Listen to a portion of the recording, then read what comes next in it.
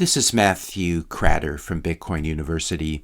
Today I wanted to talk about why you should not buy the Bitcoin ETFs. When you buy a spot Bitcoin ETF, you're really just purchasing a Bitcoin IOU. And when you own a Bitcoin ETF, the real Bitcoin, the real BTC, is sitting over there at Coinbase custody, or maybe Fidelity, one of these few custodians in the US. And all that you really have is a highly diluted legal claim sitting in your brokerage account. This claim is mostly just a claim on price appreciation, since BlackRock and other ETF sponsors reserve the right to decide what to do with any future forks or future airdrops, and your hands would really be tied in a situation like that.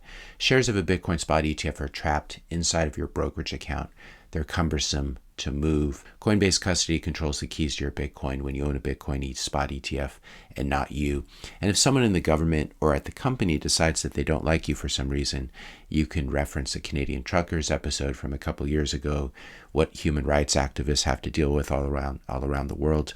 Or maybe you voted for the wrong candidate for president in some year and things turn sort of nasty and there are reprisals for what people did in previous years, your brokerage account can and will be frozen. And that's when you'll realize that you actually have zero freedom money. You just have paper claims sitting inside of that account. By contrast, when you buy Bitcoin and hold your own private keys on a hardware wallet, you yourself control the Bitcoin. It's freedom money that you can send to anyone in the world without needing to ask permission. It's freedom money that you can hodl without fear of account freezes or government seizure. Technically, the government could come and try to take people's Bitcoin, but this is very impractical and could never be done at scale. It's especially if it's not all sitting in one place like at Coinbase custody, but it's rather in people's homes all across the country and in a country that has very strong Second Amendment protections.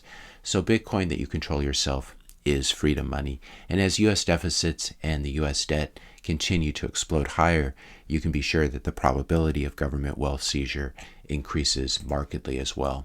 When you hodl your own Bitcoin instead of letting it accumulate at Coinbase custody or Fidelity, you're also helping to keep the Bitcoin ecosystem more decentralized and more able to withstand an attack. So 1 million hodlers doing self-custody where they hold their own private keys is 1 million times more robust for the system as a whole than 1 million people trusting Coinbase with their Bitcoin. If you're enjoying this video so far, I just ask you to please hit the subscribe button. That really helps out this channel and its reach. Hit the like button, also leave a comment, question, suggestion for a future topic, and share this video with a friend or family member. This government seizure of wealth has happened in the past. It happened in 1933 with Executive Order 6102, which is how the gold was taken out of Americans' bank accounts and ended up at Fort Knox. And I believe that something similar will happen, not tomorrow, not next month, not next year, but in probably sometime in the next 5 to 15 years, that all that Bitcoin backing the ETFs that's sitting there at Coinbase will be seized, it will be hacked, or it will be seized by the US federal government or possibly by a foreign government if we're under a state of occupation. So this is the problem with letting someone else hold your Bitcoin like Coinbase custody. The very best way to own Bitcoin is to buy BTC itself, have it sent to a hardware wallet that you control. And a lot of people don't realize the hardware wallet stores the private keys. It allows you to sign transactions and move your Bitcoin. It doesn't store the Bitcoin itself, which is not really stored anywhere. It's more of a notation on the ledger, which is the Bitcoin blockchain. So the hardware wallet stores the private keys and gives you that control over your own money. Controlling your own Bitcoin private keys gives you the full range of freedoms that come with owning Bitcoin. No longer do you need to beg a banker or customer service representative to give you access to your own money. Bitcoin held in self-custody is a bearer asset, just like holding a bar of gold, but much better, and it gives you that control over your own money. Places that you can buy Bitcoin rather than using a crappy company like Coinbase, you could use Swan Bitcoin, you could use River Financial, these are all Bitcoin only companies, or you could use Strike, and all these companies have phone apps and are available through your browser as well. And then you could order a hardware wallet, perhaps the simplest one that's on the market now. I haven't tested it yet, but the BitKey is very, very user-friendly. If you want a little bit more self-sovereign traditional solution, you can download Sparrow Wallet on your desktop or laptop for free, and then you can go out and buy a Blockstream Jade hardware wallet or a Coldcard hardware wallet and connect these to Sparrow, and that will allow you to use someone else's software, so you're not trusting, for example, the same hardware manufacturer who also makes the software that allows you to interact with the Bitcoin network. So you can get a Blockstream Jade, a Coldcard.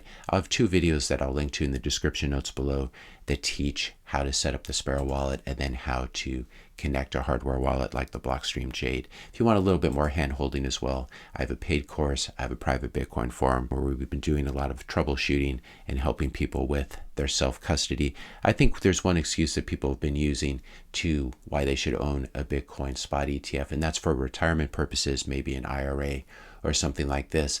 But I would encourage you instead to use one of these Bitcoin products that's out there, the Bitcoin IRA that's offered by Swan Bitcoin, or the multi-sig solution that's offered by Unchained in their Bitcoin IRA. And I think with all of these solutions, there really is no reason for anyone to hold the Bitcoin spot ETFs. It's much better to hold the real thing. And once you hold your own Bitcoin, you'll be amazed by the feeling of power that it gives you. It's really unlike anything else because we're so used to depending on bankers, depending on other people to take care of our money.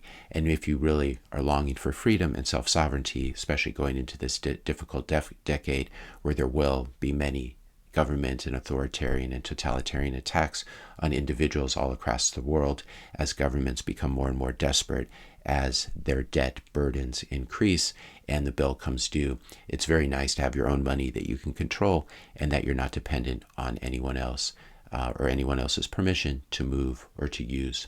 If you enjoyed this video, be sure to hit the subscribe and like buttons. Hit the notification bell if you want to be notified when I publish my next video. And let me know your questions and comments in the comment section below. Thanks all for watching, and I'll see you in the next video.